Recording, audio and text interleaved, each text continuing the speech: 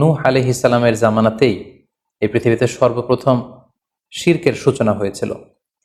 ইবলিস শয়তান সর্বপ্রথম নূহ আলাইহিস সালামের জামানার যে কওমের লোকেরা তাদের কাছে শিরকের ইন্ট্রোডিউস করেছিল। আসসালামু আলাইকুম ওয়া রাহমাতুল্লাহি ওয়া বারাকাতুহু। নাহমাদুহু ওয়া নুসাল্লি আলা রাসূলিহিল কারীম। আম্মা বা'দু ফাআউযু বিল্লাহি মিনাশ শাইতানির রাজীম। বিসমিল্লাহির রহমানির রহিম। নূহ আলাইহিস সালাম আউয়ালু রাসূলিন বুইসা ইলা আহলিল আরদ।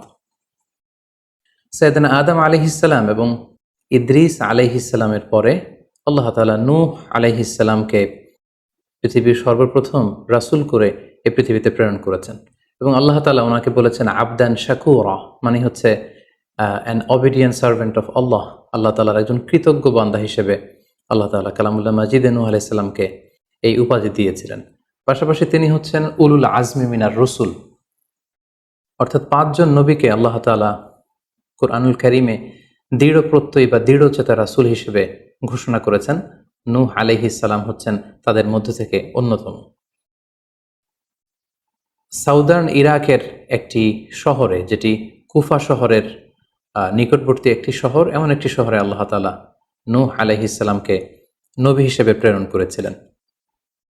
সাইয়েদনা আদম আলাইহিস সালাম থেকে শুরু করে নূহ আলাইহিস সালাম পর্যন্ত টানা 1000 বছর পর্যন্ত পৃথিবীতে শিরকের সূচনা বা উৎপত্তি হয়নি। বেসিক্যালি নূহ আলাইহিস সালামের জামানাতেই এই পৃথিবীতে সর্বপ্রথম শিরকের সূচনা হয়েছিল। ইবলিস শয়তান সর্বপ্রথম নূহ আলাইহিস সালামের জামানার যে কওমের লোকেরা তাদের কাছে শিরকের ইন্ট্রোডিউস করেছিল। তাদের সময়ে 5 জন আল্লাহওয়ালা ব্যক্তি ছিল। তাদের ইন্তেকালের পরে শয়তান সেই জনগোষ্ঠীর লোকদের কাছে এসে বলল, তোমরা এ সমস্ত কি ইবাদত করছো? তোমাদের পূর্বপুরুষেরা যেমনভাবে আল্লাহ তাআলার কাছে ইবাদত করে নিজেদেরকে সঁপে দিয়েছিল, তার সামনে তো তোমাদের ইবাদত কিছুই নয়।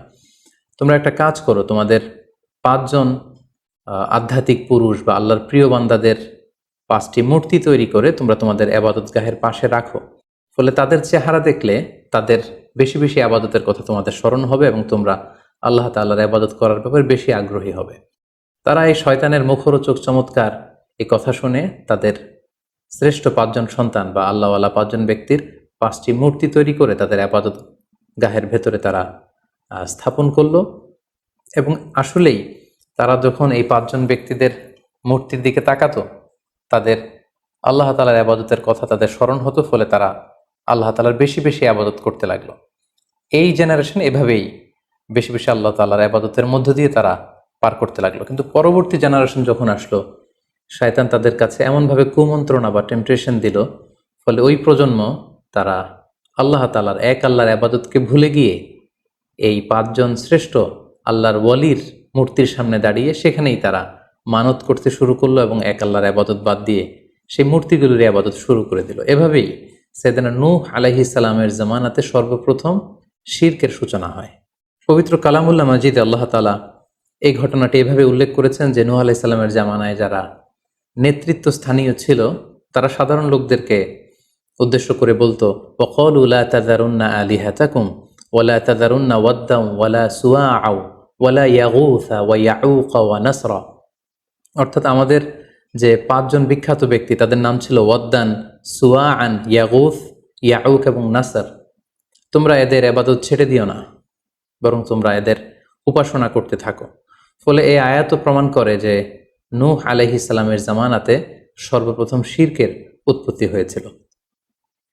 কিন্তু নূহ আলাইহিস সালাম তার জাতিগোষ্ঠীর কাছে এক আল্লাহর দাওয়াত দিয়ে যেতে লাগলেন। তিনি বলতে আরম্ভ করলেন, ইয়া কওমি আবুদুল্লাহ মা লাকুম মিন ইলাহিন গায়রুহু আফালা তাত্তাকুন। হে আমার জাতিগোষ্ঠীর লোকেরা, হে আমার জনগোষ্ঠীর লোকেরা, তোমাদের কি হলো? তোমরা কেন এক আল্লাহর ইবাদত করছো না? তোমরা কি আল্লাহকে ভয় পাও না? এবং তিনি বললেন যে আল্লাহ তাআলা আমাকে তার বাণী বাহক হিসেবে, প্রেরিত রাসূল হিসেবে তোমাদের কাছে পাঠিয়েছেন। এই যে আমি তোমাদেরকে তাওহীদের বা এক আল্লাহর ইবাদতের দিকে দাওয়াত দিচ্ছি, এজন্য তো আমি কোনো পারিশ্রমিক তোমাদের কাছে চাচ্ছি না, বরং তোমরা যেভাবে শিরক করে যাচ্ছ, এক আল্লাহ ছাড়া মূর্তির পূজা করে যাচ্ছ, ইন্নী আখাফু আলাইকুম আযাব ইয়াউমিন আযীম, আমি তোমাদের উপর কঠিনতম আযাব আসার আশঙ্কা করছি। সো তোমরা শিরক ছেড়ে দিয়ে মূর্তি পূজা ছেড়ে দিয়ে, পৌত্তলিকতা ছেড়ে দিয়ে এক আল্লাহ তাআলার ইবাদতের দিকে ফিরে আসো।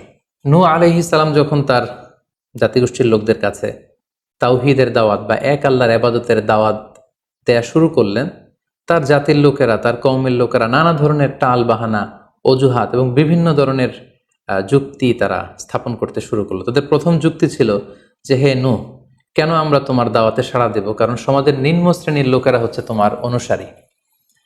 আরাদিলুনা বাদিয়ার রাই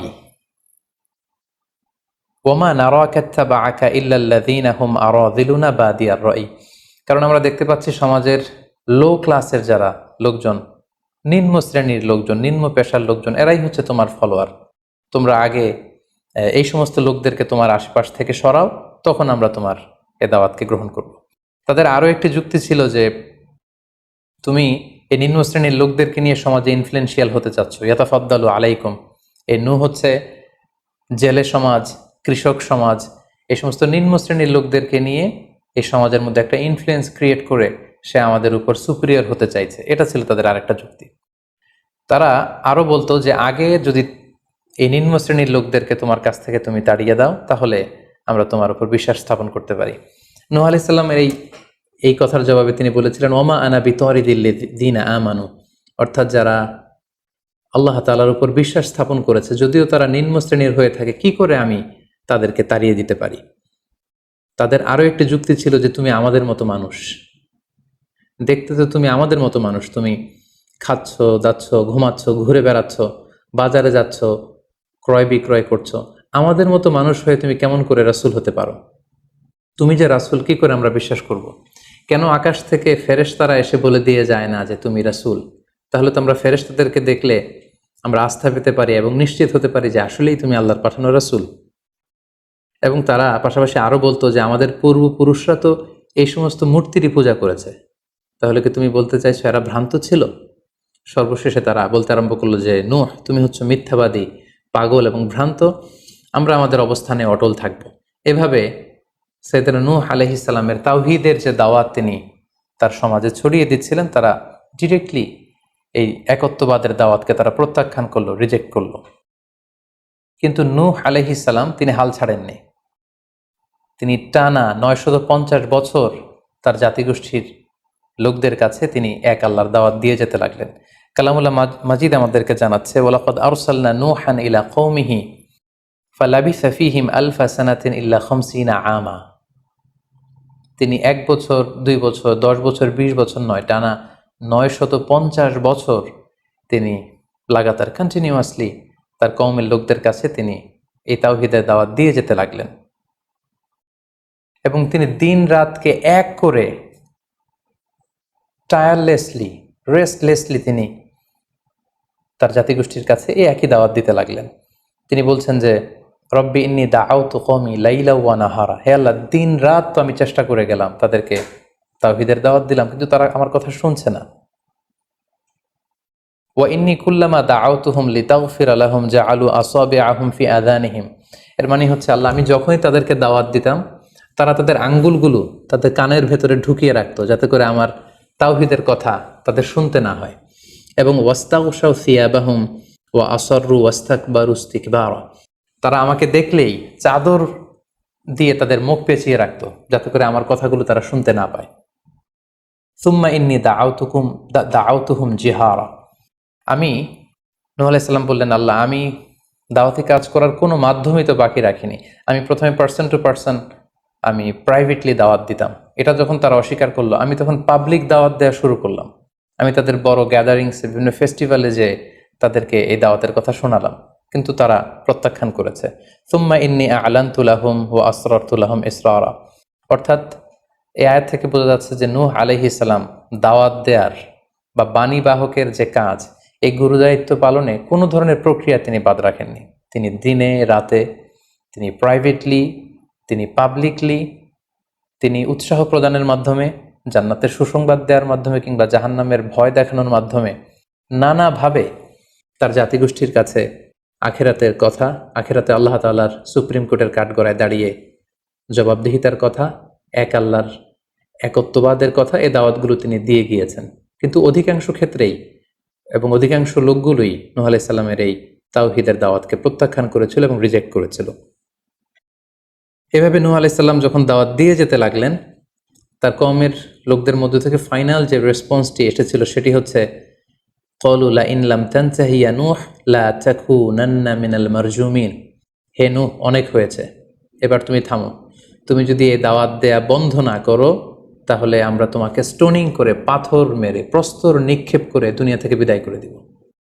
এবং তারা এও বলল যে, ক্বালু ইয়া নূহ ক্বাদ জাদালতানা ফাআকসারতা জিদালানা। অনেক হয়েছে, তুমি অনেক আর্গুমেন্ট আমাদের সাথে দিয়েছ, অনেক তর্ক বিতর্ক তোমার সাথে হয়েছে, এবার থামো। ফাআতিনা বিমা তাইদুনা ইন কুনতা মিনাস সাদিকিন। তুমি যে আযাবের ভয় দেখাচ্ছ, পারলে সেটা দেখাও। তুমি আমাদেরকে বলছো যে আমরা যদি এক আল্লাহর ইবাদত না করি, আমরা যদি পৌত্তলিকতা না ছাড়ি, তাহলে আল্লাহ তাআলা আযাব দিয়ে আমাদেরকে ধ্বংস করে দিবে। পারলে সেই ধ্বংসলীলা তুমি আমাদের সামনে নিয়ে আসো, পারলে সেই শাস্তি দেখাও, তুমি যদি সত্যবাদী হয়ে থাকো। এবার নূহ আলাইহিস সালাম তাদের এ ধরনের অ্যাটিটিউড দেখে অনেকটা হতাশ হলেন। তিনি তাদের কাছে কোনো প্রতিদান চাইছেন না, তাদের কল্যাণের জন্যই, তাদেরকে জাহান্নামের আগুন থেকে বাঁচার জন্যই তিনি 950 বছর ডেডিকেট করে দিলেন তাদের দাওয়াতি কাজে। কিন্তু তারা যখন দাওয়াতি কাজে সাড়া দিচ্ছে না, অবশেষে হতাশ হয়ে নূহ আলাইহিস সালাম আল্লাহকে দোয়া করলেন, আল্লাহ ফাফতাহ বাইনি ওয়া বাইনাহুম ফাতহান। আমি আর পারছি না, আপনি এবার এসপার ওসপার করে দিন, আপনি একটা ফায়সালা করে দিন। অবশেষে তিনি বদদোয়া করে বসলেন, তাদের উপর অভিশাপ দিয়ে ফেললেন, কার্ডস করে বসলেন। তিনি বললেন, রাব্বি লা তাযার আলাল আরদি মিনাল কাফিরিনা দাইয়ারা। হে আল্লাহ, আপনি এমন আযাব পাঠান, আযাব দিয়ে আপনি কাফিরদের আন্ডা বাচ্চা কাউকে আপনি অবশিষ্ট রাখবেন না। পুরো কাফির সমাজ, মুশরিক সমাজকে আপনি আযাব দিয়ে ধ্বংস করে দেন। যদি আপনি তাদেরকে বাঁচিয়ে রাখেন তাহলে তারা বিশ্বাসীদেরকেও সংক্রামিত করবে এবং তাদের অনাগত প্রজন্ম তারা পাপাচারী হয়ে এই পৃথিবীতে তারা ফাসাদ সৃষ্টি করবে। নূহ আলাইহিস সালাম যখন এরকম বদদোয়া করলেন, আল্লাহ তাআলা নূহ আলাইহিস সালামের এই অভিশাপ বা বদদোয়াকে কবুল করলেন এবং তিনি নূহ আলাইহিস সালামকে জানিয়ে দিলেন, নূহ, তোমার কথা মতো আমি এবার এটার একটা শেষ দেখে ছাড়বো এবং আমি পৃথিবীতে আযাব পাঠাবো। সে আযাবটি হচ্ছে ভয়ঙ্কর ধরনের বন্যা হয়ে যাবে গোটা পৃথিবীতে, মহাপ্লাবন ঘটবে। সো সে প্লাবন থেকে বাঁচার জন্য ওয়াসনাইল ফুলকা বিআইউনিনা ওয়া ওয়াহিনা, অর্থাৎ হে নূহ, তুমি আমার গাইডেন্স বা আমার পাঠানো দিক নির্দেশনা অনুযায়ী তুমি বিশাল একটি নৌকা বানাও বা কিস্তি বানাও বা বিশাল একটি জলতরী বা নৌযান বানাও, যাতে করে এই মহাপ্লাবন থেকে বাঁচার জন্য তুমি বিশ্বাসীদেরকে নিয়ে এই নৌযানে, এই কিস্তিতে, জাহাজে বা এই জলতরীতে, এই নৌকাতে তোমরা আশ্রয় নিতে পারো। আল্লাহ তাআলার পক্ষ থেকে এই আদেশ যখন আসলো, সাইয়েদনা নূহ আলাইহিস সালাম বিশ্বাসীদেরকে নিয়ে বিশাল এক জলতরী বা নৌকা বা বিশাল এক জাহাজ তিনি তৈরি করলেন। নূহ আলাইহিস সালামের কওমের মুশরিক লোকেরা যখন এই জাহাজ বা নৌকা বানাতে দেখলো, তারা হাসাহাসি শুরু করে দিল। কোরআন বলছে, ওয়া কুল্লামা মাররা আলাইহি মালাউম মিন কওমিহি সাখিরু মিন। তারা যখনই নৌকা বানানো, এই কিস্তি বানানো, এই বিশাল জলতরী বানাতে দেখলো, তারা ঠাট্টা বিদ্রুপ করলো। তারা বলল, নূহ, এই মরুভূমির মাঝখানে কোথায় তুমি এই নৌকা চড়াবে? তোমরা যেহেতু নৌকা বানাচ্ছ, পারলে একটা সাগরও বানিয়ে নাও, যাতে করে তোমাদের এই নৌকাকে, এই জাহাজকে তোমরা ভাসাতে পারো। সাইয়েদনা নূহ আলাইহিস সালাম এবং বিশ্বাসীরা আল্লাহ তাআলার উপর অটল থেকে আল্লাহ তাআলার দেয়া দিক নির্দেশনা অনুযায়ী তারা বিশাল নৌকা তৈরি করে ফেললেন। এ পর্যায়ে আল্লাহ তাআলা নূহ আলাইহিস সালামকে জানালেন যে মহাপ্লাবনের জন্য নূহ, তুমি অপেক্ষা করতে থাকো এবং এই প্লাবনটা হবে 40 দিন লম্বা, 40 days long, and the entire world will be drastically flooded. গোটা বিশ্বের এমন কোনো জায়গা থাকবে না, আনাচে কানাচে গোটা বিশ্বটা এই মহাপ্লাবনের আওতায় এসে পৃথিবীর সব প্রাণীগুলো মারা যাবে। সো তুমি কি করে বুঝবে যে আমি কখন এই মহাপ্লাবন পৃথিবীতে দিচ্ছি? সেটার একটা সাইন হচ্ছে, তুমি যখন চুলার ভেতর থেকে ফুরফুর করে, কলকল করে পানি বেরোতে দেখবে, তখনই বুঝবে যে সে টাইমটা চলে এসেছে। তখন তুমি হাত্তা ইদা জা আমরুনা বা ফারাত তান্নুর, চুলার ভেতর থেকে আগুনের পরবর্তীতে, আগুনের বিপরীতে পানি ছুটতে আরম্ভ করবে, তখনই বুঝবে যে সে সময়টা চলে এসেছে, মহাপ্লাবনের সময়টা একেবারে ঘনিয়ে এসেছে। কুল নাহমিল ফিহা মিন কুল্লি যাওজাইনি ইসনাইন, তখন তুমি সমস্ত বিশ্বাসী বান্দাবান্দিদেরকে, যারা তোমার ফলোয়ার, যারা একত্ববাদী বিশ্বাসী, তাদেরকে নিয়ে সেই নৌকায় তুমি আরোহণ করবে এবং প্রতিটি প্রাণী থেকে জোড়ায় জোড়ায়, অর্থাৎ ম্যাসকুলিন অ্যান্ড ফ্যামিনিন, নারী পুরুষ জোড়ায় জোড়ায় তুমি নিয়ে সেই নৌকাতে আরোহণ করবে। কারণ এই মহাপ্লাবনটা এত ভয়ঙ্কর মহাপ্লাবন হবে, ফলে পৃথিবীতে কেউ বেঁচে থাকবে না, এবং তোমরাই হবে নেক্সট জেনারেশন, এবং তোমাদের থেকেই পৃথিবী আবার নতুন করে সভ্যতা বিনির্মিত হবে, এবং তোমাদের থেকে নতুন করে পৃথিবীর সব প্রাণীকুল আবার নতুন করে বংশবিস্তার শুরু হবে। আল্লাহ তাআলার এই গাইডেন্স অনুযায়ী নূহ আলাইহিস সালাম অপেক্ষা করতে লাগলেন যে কখন চুলার ভেতর থেকে কলকল করে পানি বেরোয়। হঠাৎ করে তিনি একদিন দেখতে পেলেন যে চুলার ভেতর থেকে পানি বেরোচ্ছে। তিনি সমস্ত বিশ্বাসীদেরকে নিয়ে এবং বিভিন্ন প্রাণীকুল থেকে জোড়ায় জোড়ায় নারী পুরুষ দুই ধরনের জেন্ডারকে একত্রিত করে নিয়ে তিনি আল্লাহ তাআলার নামে সেই নৌকার মধ্যে আরোহণ করলেন। এবং আল্লাহ বললেন, ওয়াকাল আরকাবু ফিহা বিসমিল্লাহি মাজরেহা ওয়া মুরসাহা ইন্না রাব্বি লাগফুরুর রহিম। আল্লাহ বললেন, তোমরা যখন আরোহণ করবে তোমরা আল্লাহর নামে আরোহণ করবে, অর্থাৎ বিসমিল্লাহ বলে আরোহণ করবে। কারণ তোমাদের এই নৌকার, এই জাহাজের গতি এবং স্থিতি এটা হবে আল্লাহর নামে। এটার সেইলিং বা অ্যাঙ্করিং, এটার পানির উপরে ভেসে চলা এবং এটার নোঙর ভেরানো সবটাই হবে আল্লাহ তাআলার নামে। এবং আল্লাহ তাআলার আদেশ অনুযায়ী নূহ আলাইহিস সালাম সবাইকে নিয়ে সেই নৌকায় আশ্রয় নিলেন। কোরআন আমাদেরকে জানাচ্ছে, ওহিয়া তাজরি বিহিম ফি মাউজিন কাল জিবাল।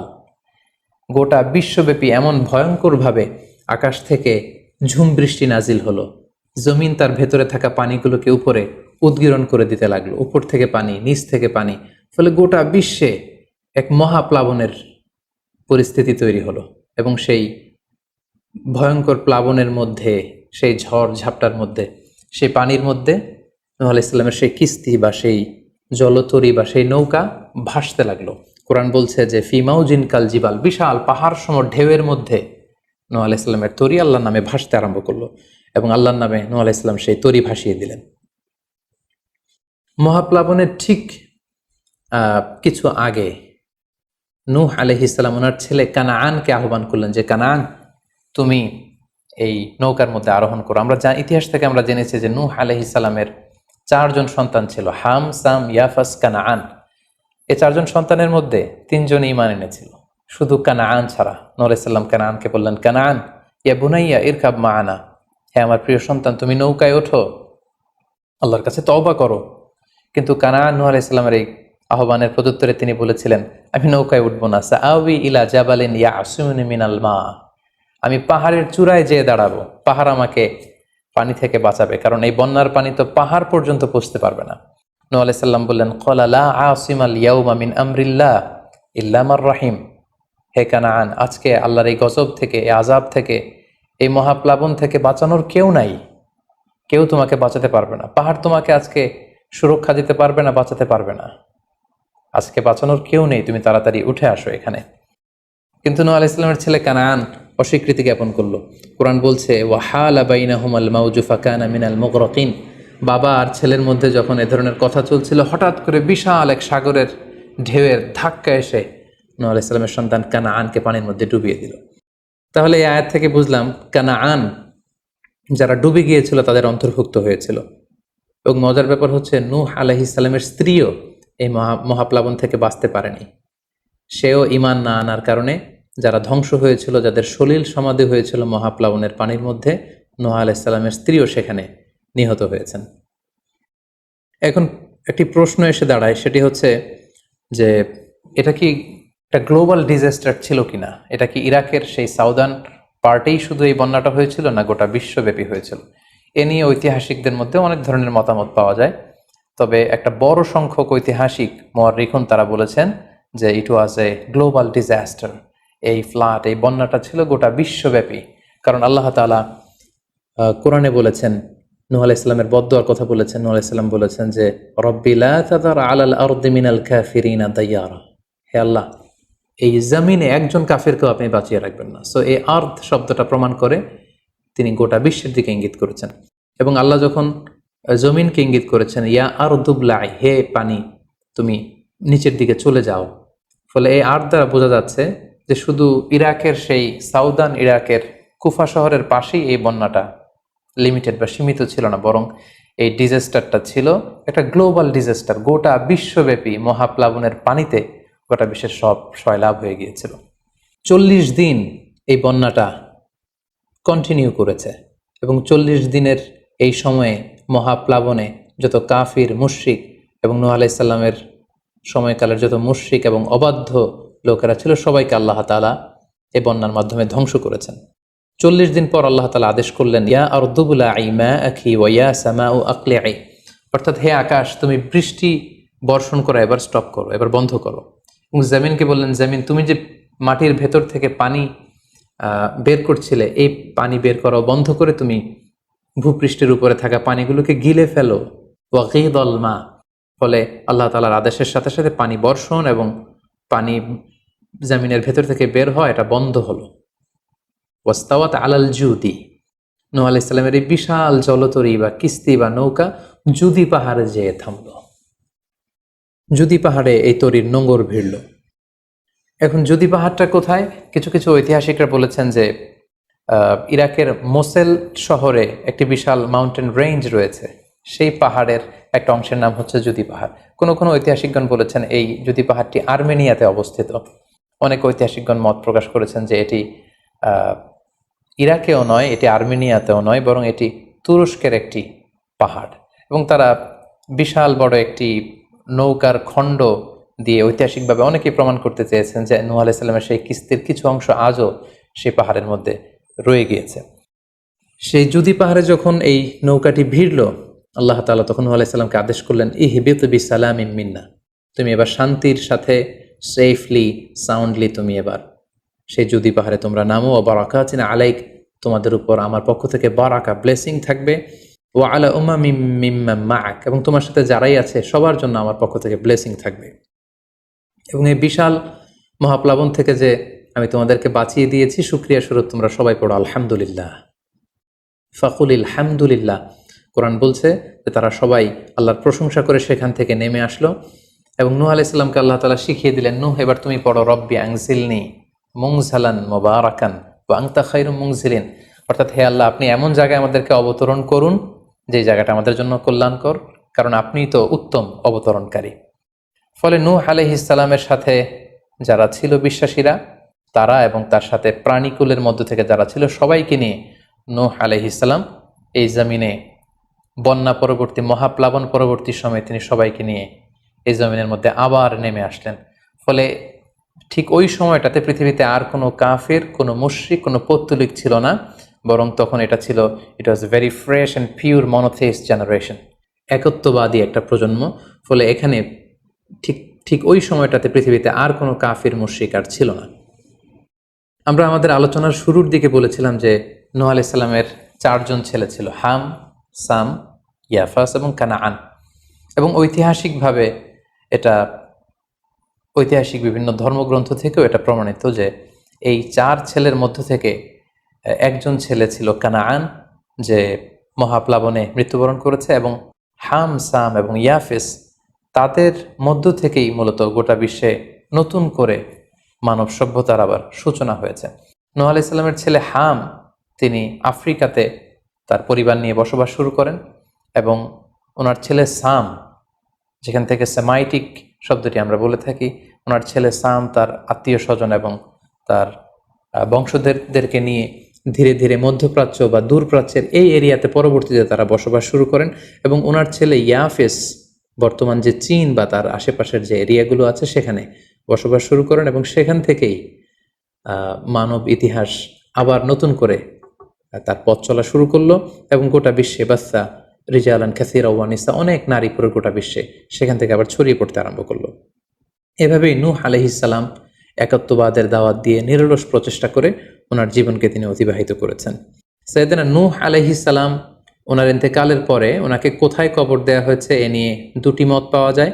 প্রথম মত অনুযায়ী ওনাকে মক্কাতে কবরস্থ করা হয়েছে, আরেকটি মত অনুযায়ী লেবাননের কার্ক নামে একটি এরিয়াতে জাবালে দীর, সেই দীর মাউন্টেনের পাশে সাইয়েদনা নূহ আলাইহিস সালামকে কবরস্থ করা হয়েছে।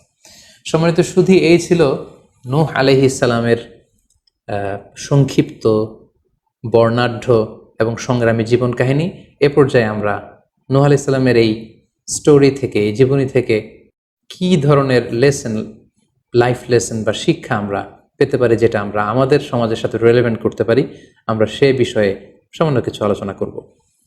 আমরা যারা দাওয়া কাজের সাথে ইনভলভড, তাদের জন্য নূহ আলাইহিস সালামের জীবনীতে আসলে নূহ আলাইহিস সালামের দাওয়া ক্যারিয়ার থেকে নেবার মতো, শেখার মতো অনেক কিছু রয়েছে। তোর মধ্যে থেকে অন্যতম হচ্ছে যে ডাইভার্সিটি অফ দাওয়া অ্যাপ্রোচ। আমরা জানি যে আমরা যারা আল্লাহ তাআলার এই কথাগুলো, কোরআন সুন্নাহর এই মেসেজগুলো পৌঁছে দিচ্ছি, আমরাও কাইন্ডা বাণীবাহকের কাজ কিন্তু আমরা করছি। যেহেতু নবীরা নেই, তাদের অনুসৃত পথকে আমরা ধারণ করে তাদের কথাগুলো আমরা পৌঁছে দিচ্ছি। সো আমাদের এই দাওয়া অ্যাপ্রোচের মধ্যে ডাইভার্সিটি থাকতে হবে। আমরা যেমনি ওরালি দাওয়া কাজ করি, নবীরা ওরালি দাওয়া কাজ করতেন, মৌখিকভাবে মানুষকে দাওয়া দিতেন। এই ওরালি দাওয়ার পাশাপাশি আমরা রিটেন দাওয়ার কাজ করতে পারি, আমরা প্র্যাকটিক্যাল দাওয়া কাজ করতে পারি। অর্থাৎ প্র্যাকটিক্যাল দাওয়াটা হচ্ছে লাইভ দাওয়া। আমার কথা দেখে, আমার আচরণ দেখে, আমার ডিলিংস দেখে মানুষ ইসলামের সৌন্দর্যের প্রতি আকৃষ্ট হবে, এবং এটা খুবই ফলপ্রসূ একটা দাওয়া সিস্টেম। সো আমরা যদি নূহ আলাইহিস সালামের জীবনের দিকে তাকাই, তাহলে দেখবো উনি অনেকভাবে এই দাওয়া কাজ করেছেন। উনি প্রথম পার্সন টু পার্সন টার্গেট করে তাকে একা একা বোঝাতেন। এটা যখন কাজ না করতো, প্রাইভেট দাওয়া থেকে উনি পরে সুইচ করলেন পাবলিক দাওয়াতে। কোরআন আমাদেরকে জানিয়েছে যে তার কওমের বিভিন্ন ফেস্টিভ্যালগুলোতে, সেখানকার বিভিন্ন পাবলিক গ্যাদারিংসগুলোতে, সেখানকার বিভিন্ন ক্লাবগুলোতে তিনি যে এক আল্লাহর দাওয়া তিনি সেখানে পেশ করেছেন। পাশাপাশি নূহ আলাইহিস সালাম তার সময়ের সম্ভ্রান্ত ব্যক্তিবর্গ যারা, তাদেরকে স্পেশালি তিনি দাওয়া কাজের আওতায় নিয়ে এসেছেন। এলিট সোসাইটি যারা, আমরা যদি আল্লাহ রাসূল সাল্লাল্লাহু আলাইহি ওয়াসাল্লামের দাওয়া অ্যাক্টিভিটির দিকে তাকাই, তাহলে দেখব যে উনিও কিন্তু সানাদিদে কোরাইশের যারা লিডার শ্রেণী ছিল, গণ্যমান্য ব্যক্তিবর্গ ছিল, তাদেরকে তিনি স্পেশালি দাওয়া কাজ করতেন তাদের সাথে। কারণ আমরা জানি যে একটা সমাজের লিডার যদি ইসলামের পথে আসে, ফলে তার যে লক্ষ লক্ষ ফলোয়ার থাকবে, তারাও তার দ্বারা ইনফ্লুয়েন্স হয়ে তারাও ইসলামের পথে চলে আসবে। এবং আল্লাহ রাসূল সাল্লাল্লাহু আলাইহি ওয়াসাল্লামের জীবনীতে আমরা দেখেছি যে কোনো গোষ্ঠীর বা কোনো কওমের বা কোনো ট্রাইবের গোত্র প্রধান যখন কালিমা পড়ে মুসলমান হয়েছে, তার দেখা দেখি গোত্রের সকল নারী পুরুষ তারাও মুসলমান হয়ে গেছে। দাওয়া কাজ আঞ্জাম দেওয়ার ক্ষেত্রে যারা এলিট সোসাইটি বা সমাজের গণ্যমান্য ব্যক্তিবর্গ যারা থাকবে, তাদেরকে দাওয়া দেওয়ার ক্ষেত্রে আমাদেরকে স্পেশাল এফোর্ট দিতে হবে। কারণ তাদেরকে যদি আমরা ইসলামের পক্ষে, সত্যের পক্ষে কনভিন্সড করতে পারি, ফলে তারা সমাজের আরও অনেক লোককে ইনফ্লুয়েন্স করে ইসলামের সুশীতল বাণীর ভেতরে নিয়ে আসতে পারবে। তো এর মানে এই নয় যারা নিম্ন শ্রেণীর বা যারা সমাজের মধ্যবিত্ত বা নিম্ন মধ্যবিত্ত যে ফ্যামিলিগুলো রয়েছে বা যে সমস্ত লোকজন রয়েছে, তাদেরকে আমরা গুরুত্ব দিব না, ব্যাপারটি এমন নয়। বরং নূহ আলাইহিস সালামের ঘটনা থেকে আমরা বুঝতে পারছি যে একটা হচ্ছে মাস পিপলদের জন্য দাওয়া, আর একটি হচ্ছে যারা সমাজের উচ্চ শ্রেণী, তাদের জন্য স্পেশালি কিছু টাইম স্পেন্ড করা, তাদেরকে আলাদাভাবে দাওয়া দেওয়া, এবং অথবা তাদের উপযোগী করে দাওয়া অ্যাক্টিভিটি তাদের কাছে যদি আমরা প্রেজেন্টেশন করতে পারি, তাহলে নিঃসন্দেহে তারাও ইসলামের সৌন্দর্যের দ্বারা আকৃষ্ট হবে। নূহ আলাইহিস সালামের এই জীবন কাহিনী থেকে আমরা আরও একটি বিষয় শিখতে পারি, সেটি হচ্ছে দাওয়া কাজে কখনো হতাশ হওয়া যাবে না, নিরাশ হওয়া যাবে না, এবং হাল ছাড়া যাবে না, বরং ভরসা রাখতে হবে আল্লাহর উপর। কারণ আমরা কয় বছর দাওয়া কাজ করে যাচ্ছি, আমরা কতটুকু এফোর্ট দিয়েছি, আমরা কতটুকু টাইম স্পেন্ড করেছি, আমরা কতটুকু স্যাক্রিফাইস করেছি। আমরা যদি নূহ আলাইহিস সালামের জীবনের দিকে তাকাই, তাহলে দেখব যে তিনি টানা 950 বছর টানা লাগাতার তিনি তার জাতিগোষ্ঠীর কাছে দাওয়াতি কাজ করেছেন, কিন্তু তিনি নিরাশ হননি, হতাশ হননি, হাল ছেড়ে দেননি, তিনি ভরসা রেখেছিলেন আল্লাহ তাআলার উপর। সো আমরা যারা দাওয়া কাজ করছি, আমরা ইনস্ট্যান্ট ফলাফলের জন্য যেন বসে না থাকি, আমরা আমাদের দায়িত্বটুকু পালন করব। নূহ আলাইহিস সালামের এই স্টোরি থেকে আমরা আরও একটি বিষয় শিখতে পারি, সেটা হচ্ছে আমাদের কাজ হচ্ছে ইফোর্ট দেয়া, বাট এটার কমপ্লিশন, এটার রেজাল্ট আসবে আল্লাহ তাআলার পক্ষ থেকে। আরবিতে বলা হয় যে আস-সা'য়ু মিন্না ওয়াল ইতমামু মিনাল্লাহ, প্রচেষ্টা করার মালিক আমরা, সফলতা দেওয়ার মালিক হচ্ছেন আল্লাহ। আমি অনেক দাওয়াতি কাজ করছি, কিন্তু আমার দাওয়াতি কাজে কেউ সাড়া দিচ্ছে না, কেউ রেসপন্স করছে না, আমার দাওয়াতি কাজে কেউ ইসলামের প্রতি আকৃষ্ট হচ্ছে না, ইট ডাজন্ট মিন দ্যাট আমি একজন ব্যর্থ দায়ী, না, এটা কখনোই না। বরং আমি সিনসিয়ারিটির সাথে আমার সর্বোচ্চ প্রচেষ্টাটুকুন আমি করছি কিনা, সেটাই হচ্ছে দেখার বিষয়। আমার কত ফলোয়ার, আমার ডাকে কত মানুষ সাড়া দিল, এটা দেখার বিষয় না, বরং আমি আমার রোলটা প্লে করতে পারছি কিনা সিনসিয়ারিটির সাথে, এটা হচ্ছে দেখার বিষয়। এর কারণ হচ্ছে আল্লাহর হাবিব সাল্লাল্লাহু আলাইহি ওয়াসাল্লাম বলেছেন, কিয়ামতের দিন অনেক নবী দাঁড়াবে যাদের ফলোয়ার হচ্ছে হাতে গোনা অল্প কয়েকজন, মানে অল্প কয়েকজন ঈমান এনেছিল। পৃথিবীতে অনেক নবী ছিল তারা কিয়ামতের দিন দাঁড়াবে, তার বিশ্বাসী উম্মতের সংখ্যা হচ্ছে মাত্র 2 জন। পৃথিবীতে এরকম অনেক নবী ছিল, কিয়ামতের দিন তিনি দাঁড়াবেন, তার উপর বিশ্বাস এনেছিল মাত্র একজন, মানে নবীও একজন, তার প্রতি ঈমানও এনেছে মাত্র একজন। এমনও অনেক নবী কিয়ামতের দিন আল্লাহ তাআলার দরবারে দাঁড়াবে যেই নবীর কোনো ফলোয়ার নাই, যেই নবীর কোনো বিশ্বাসী উম্মত নাই, অর্থাৎ নবী শুধু একা, তার সারা জীবনের দাওয়া কাজে কেউ তার ডাকে সাড়া দেয়নি। তার মানে কি তিনি ব্যর্থ? নেভার, কখনো না। তিনি তার দায়িত্বটুকুন পালন করেছেন, এজন্য তিনি আল্লাহ তাআলার দরবারে তিনি সফল। সো কে আপনার ডাকে সাড়া দিবে, কে ইসলামের পথে আসবে, এটা আমাদের দেখার বিষয় না। আমাদের দেখার বিষয় হচ্ছে আমরা আমাদের দায়িত্বটুকুন পালন করেছি কিনা, আমরা কোরআনের, ইসলামের সুন্দর বিউটিফুল মেসেজগুলো আমরা পৌঁছে দিতে পেরেছি কিনা। That should be hour concern, সেটাই হচ্ছে আমাদের দায়িত্ব। সূরা হুদে নূহ আলাইহিস সালামের ফলোয়ার কত ছিল এ ব্যাপারে আমরা জানতে পারি। আল্লাহ তাআলা বলছেন, ওয়ামা আমানা মাআহু ইল্লা কালিল, মানে নূহ আলাইহিস সালামের জাতিগোষ্ঠীর হাতে গোনা অল্প কিছু লোক ছাড়া তার প্রতি অন্যান্যরা ঈমান আনেনি। এই অল্প কিছু লোক, তাদের সংখ্যা কত? তাফসীর ইবনে কাসীরে এসেছে, সাইয়েদনা ইবনে আব্বাস বলেন যে কানু সামানিনা নাফসান মিনহুম নিসাউহুম, নারী পুরুষ মিলিয়ে 80 জন। Could you imagine that? 950 বছরের দাওয়াতি ক্যারিয়ারে ওনার উপর ঈমান এনেছে মাত্র 80 জন। তার মানে প্রতি 100 বছরে অন অ্যান অ্যাভারেজ 10 জন ওনার উপর ঈমান আনেনি। কিন্তু উনি হচ্ছেন উলুল আজমি মিনার রসুল, এই মহাবিশ্বের 5 জন শ্রেষ্ঠতম নবীদের মধ্য থেকে তিনি হচ্ছেন অন্যতম। তো আমাদেরকে দেখতে হবে আমরা আমাদের দায়িত্বটুকুন পালন করছি কিনা। কতজন আমাদের ডাকে সাড়া দিল, কতজন আমাদের ফলোয়ার হলো, কতজন ইসলামের পথে আসলো কে আসলো না, সেটা আল্লাহ তাআলা নির্ধারণ করবেন। নূহ আলাইহিস সালামের জীবনী থেকে আমরা আরও যে শিক্ষাটি পাই, এবং এটি খুবই গুরুত্বপূর্ণ একটি লেসন, সেটা হচ্ছে হিদায়া অনলি বিলংস টু আল্লাহ। হেদায়েত দেওয়ার মালিক হচ্ছেন Allah. Canaan and the wife of Nuh for example, যেমন নূহ আলাইহিস সালামের ছেলে কানাআন কিংবা তার স্ত্রী, তারা কিন্তু নূহ আলাইহিস সালামের প্রতি ঈমান আনেনি। তার মানে বাবা নবী হয়ে অনেক সময় ছেলে ঈমান আনতে পারেনি, তার ভাগ্যে সেটা জোটেনি। নূহ আলাইহিস সালাম নবী ছিলেন, কিন্তু তার স্ত্রী তার প্রতি ঈমান আনেনি। এজন্য আল্লাহ তাআলা বলছেন, ইন্নাকা লা তাহদি মান আহবাবতা ওয়ালাকিন্নাল্লাহা ইয়াহদি মান ইয়াশা, হে নবী আপনি যাকে চান তাকে আপনি হেদায়েত দিতে পারবেন না, কারণ হেদায়েত দেওয়ার মালিক আপনি নন। হেদায়েত দেওয়ার নিরঙ্কুশ একচ্ছত্র ক্ষমতা হচ্ছে শুধুমাত্র কেবলমাত্র আল্লাহ তাআলার হাতে। তিনি যাকে চাইবেন তাকে তিনি হেদায়েত দেন, আমরা চাইলেই কাউকে হেদায়েত দিতে পারবো না। নূহ আলাইহিস সালামের জীবনী থেকে আরও একটি বড় শিক্ষা হচ্ছে যে আল্লাহ তাআলা হুট করেই কাউকে আযাব দেন না বা শাস্তি পাঠান না, বরং আল্লাহ তাআলা বারবার সুযোগ দিয়ে থাকেন। অনেক সুযোগ দেওয়ার পরে, বারবার সুযোগ দেওয়ার পরেও যখন কেউ সত্যের পথে ফিরে আসে না, বরং বারবার তারা অবাধ্যতা, দাম্ভিকতা এবং বাড়াবাড়ি করে, ঠিক তখনই আল্লাহ তাআলা তাদেরকে শাস্তি দেন। আমরা নূহ আলাইহিস সালামের জাতিগোষ্ঠীর দিকে যদি তাকাই, তাহলে দেখব যে তিনি 950 বছর তাদেরকে চান্স দিয়েছেন। এত লম্বা সময় তাদেরকে সুযোগ দেওয়ার পরেও তারা সত্যের পথে ফিরে আসেনি। অতঃপর আল্লাহ তাআলা মহাপ্লাবন দিয়ে পুরো জাতিগোষ্ঠীকে ধ্বংস করে দিয়েছেন। নূহ আলাইহিস সালামের জীবনী থেকে সর্বশেষ যে শিক্ষাটি আমরা পাই, সেটি হচ্ছে সব ধ্বংস নয়, কিছু ধ্বংস আছে যেটা আবার নতুন করে সৃষ্টি করে, অর্থাৎ সৃষ্টির জন্য ধ্বংস। আমরা যদি দেখি যে আল্লাহ তাআলা এমন এক গজব পাঠালেন, এমন এক পানিশমেন্ট দিলেন, এমন এক মহাপ্লাবন দিলেন, যেটা দিয়ে গোটা পৃথিবীবাসীকে তিনি ধ্বংস করেছেন, অল্প কিছু মানুষ ছাড়া।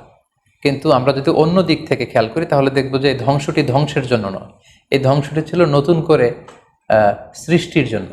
আমরা দেখি যে অনেক এলাকাতে অগ্নিকাণ্ড ঘটে, সেখানে হয়তো বেড়ার ঘর ছিল, টিনের ঘর ছিল, তো অগ্নিকাণ্ড ঘটার পরে সেখানে বিশাল করে বিল্ডিং তৈরি হয়।